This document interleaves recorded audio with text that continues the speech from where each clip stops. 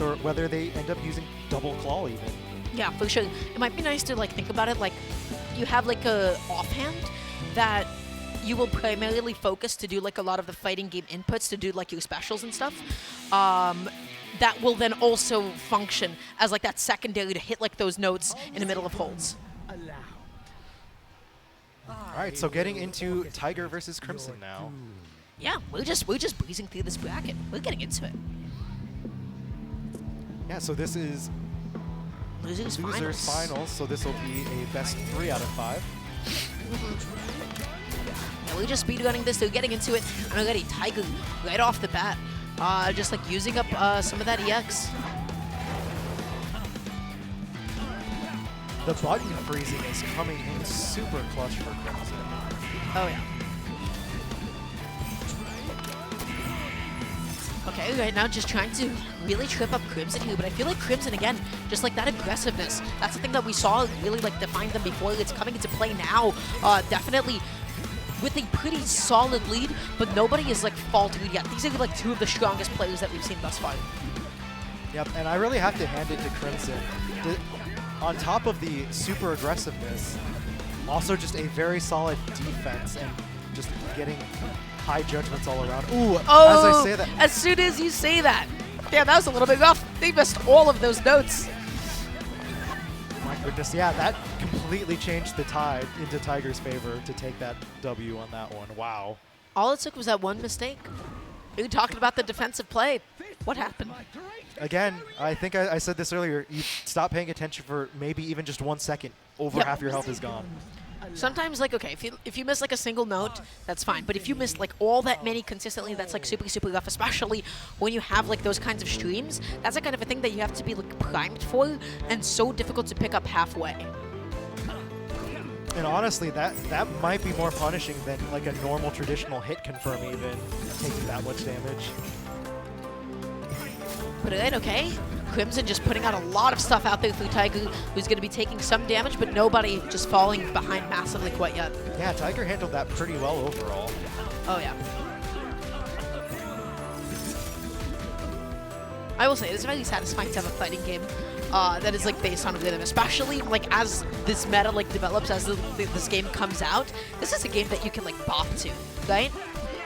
Yeah, and it's really funny too because a lot of fighting game music has also gotten like like they've been bops over the years recently too. Oh, yeah. But okay, Tyger gonna be taking out that game too. Very nice. Yeah, so Tyger should be up 2-0 right now. Yeah, I do believe that was Tyger through those first 2 games. So yeah, Crimson, I feel like, I don't know, I'm trying to like really put this guy in a box. I'm trying to like figure out like what exactly is going on. Crimson's defensive play is like slowly faltering as this goes on. Tyger's just putting a lot of stuff out there and just sort of taking the jump before Crimson is able to do much of the same. And this might be the rhythm game mental fortitude aspect that comes into it. Constantly having to read and react to the rhythms constantly. And because it requires that mental fortitude at such basically being peak level the entire time, I think we're starting to see Crimson just have that like seconds of lapse judgment and input. So I believe we're going to be seeing the character switch. Well, no, maybe not. I feel like that's who they played before, King and Ziggy.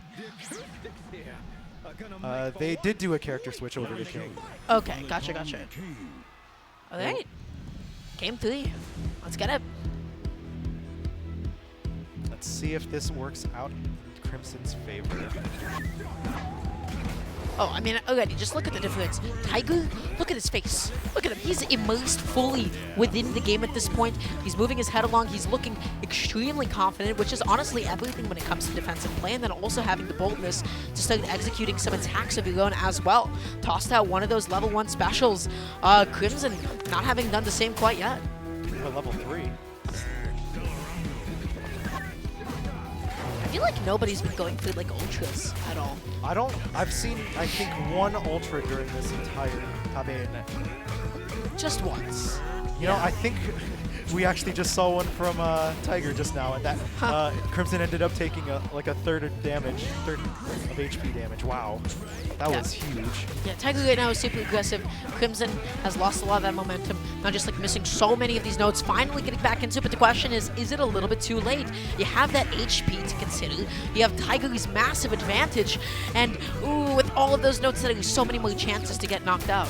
I think this came down to the rhythm game skill on Tyger's part to keep his cool, constantly hit the notes, and just constantly throw stuff out to Crimson not able to adapt quite easily to that. Yeah, played aggressive, made sure just to make the most out of his own like character's tools, always just put stuff out there for Crimson to worry about, and took that set in a pretty confident 3-0.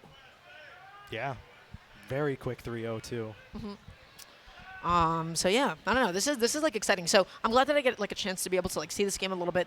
I hope to become like a little bit more knowledgeable about it as like time goes on and like really figure out like what exactly am I looking for. But ultimately, it just like comes down to really basic fundamentals. This is not the hardest rhythm game, not by a long shot, right? It's not like you have infinite notes to like worry about in like super tight sequences. But the point is, I feel like above all else, this isn't just an execution test. This is also like the recognition of your opponent to be like, I am fighting against you. We're not just racing each other. Yeah, but which is a very stark contrast from rhythm games themselves, because even if you're playing against